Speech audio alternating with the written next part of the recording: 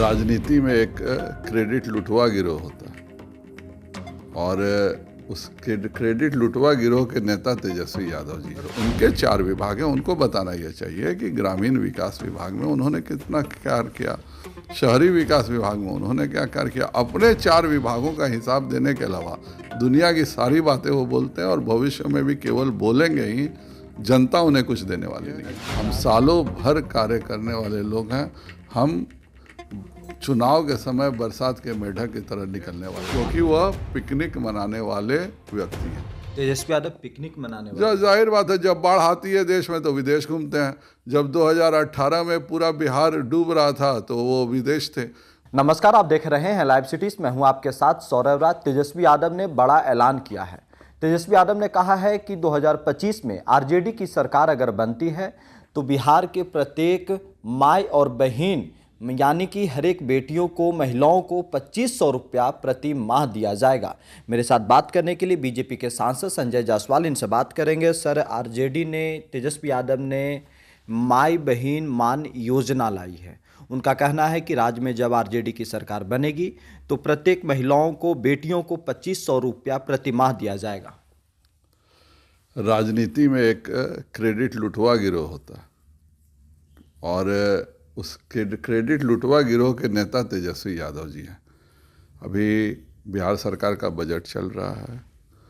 हो सकता है बजट में कुछ प्रावधान हो, जो बातें उनके किसी गुर्गे ने कुछ बता दी हो और उसके कारण वह यह बात कर रहे हो। क्योंकि हम लोगों ने शुरू से देखा है कि कुछ नेताजी लोग होते हैं जो उनको पता चल जाता है कि ये योजना आने वाली है तो उस पर पहले ही अपने नाम का ठप्पा लगा करके सोचते हैं कि मैं क्रेडिट लूट लूँ। आज तक तेजस्वी जी इस बिहार के ग्रामीण विकास मंत्री रहे। 2 साल तक एक भी ग्रामीण सड़क क्यों नहीं बनी, वो खुद कंपेयर करके बताएं कि उनके 1.5 सालों में कितनी ग्रामीण सड़क बनी है। और आज वो हट गए हैं तब नीतीश जी के राज में कितनी ग्रामीण सड़कें बन रही हैं। उनके 1.5 सालों में पंचायती राज में कितने पैसे आए हैं। और आज जब उनके हटने के बाद केवल 4-5 महीने, जो 5 महीने तो चुनाव के बीत गए, 4 महीने में आज कितने पैसे आए हैं ये बताएं। जब भी वो जिस विभाग के मंत्री रहे, केवल घोटाला और भ्रष्टाचार के अलावा उनकी कोई दूसरी पहचान नहीं रही है। आरजेडी के लोग कह रहे हैं कि ये मास्टर स्ट्रोक है, बीजेपी के लोग इससे परेशान हो गए हैं। पहले सिग्नेचर से 10 लाख नौकरी दे रहे थे। पहले सिग्नेचर से वो क्या कर रहे थे, तो कहते हैं 5 लाख नौकरी उन्होंने दिया। वही तो मैं कह रहा हूँ ना, क्रेडिट लुटवा गिरोह के नेता, इसीलिए मैं बोल रहा हूँ। या मुख्यमंत्री जी ने जो कार्य किए उसका तो वो क्रेडिट लेने का असफल प्रयास करते हैं। अपने विभाग जिसके मंत्री रहे उसके बारे में वो एक शब्द नहीं बोलते।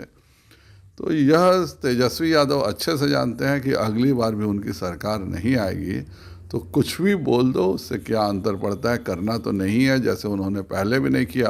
अगर उनके 4 विभाग हैं, उनको बताना यह चाहिए कि ग्रामीण विकास विभाग में उन्होंने कितना कार्य किया, शहरी विकास विभाग में उन्होंने क्या कार्य किया। अपने 4 विभागों का हिसाब देने के अलावा दुनिया की सारी बातें वो बोलते हैं और भविष्य में भी केवल बोलेंगे ही, जनता उन्हें कुछ देने वाली नहीं है। अगली बार 2025 में वो तो तैयारी में लगे हुए हैं, घूम रहे हैं।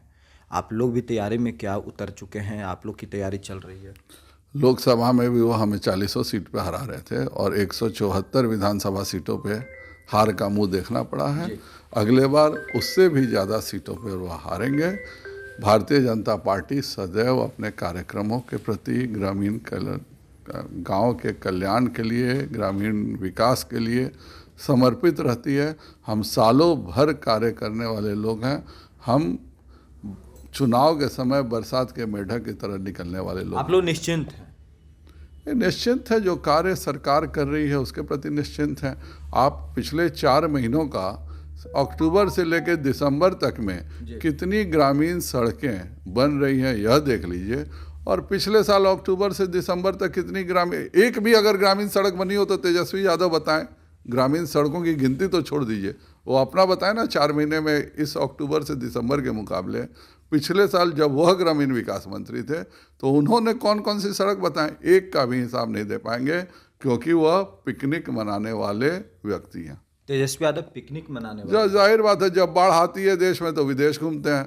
जब 2018 में पूरा बिहार डूब रहा था तो वो विदेश थे। जब भी बिहार में संकट आया है वह विदेश में ही रहते हैं और जानबूझ के नहीं आते हैं, क्योंकि आने के कारण कई क्षेत्र में नहीं जाना आप लोग अपने कामों को लेकर के निश्चिंत रहते हैं या फिर नीतीश कुमार के नाम पे निश्चिंत हैं सर? एनडीए शासन में जो कार्य हुए हैं वह अपने आप में ऐतिहासिक है, और एनडीए शासन के जो कार्य हैं उसके चलते ही जनता एनडीए का साथ देती है। चलिए शुक्रिया सर, थैंक यू हमारे साथ बात करने के लिए सर।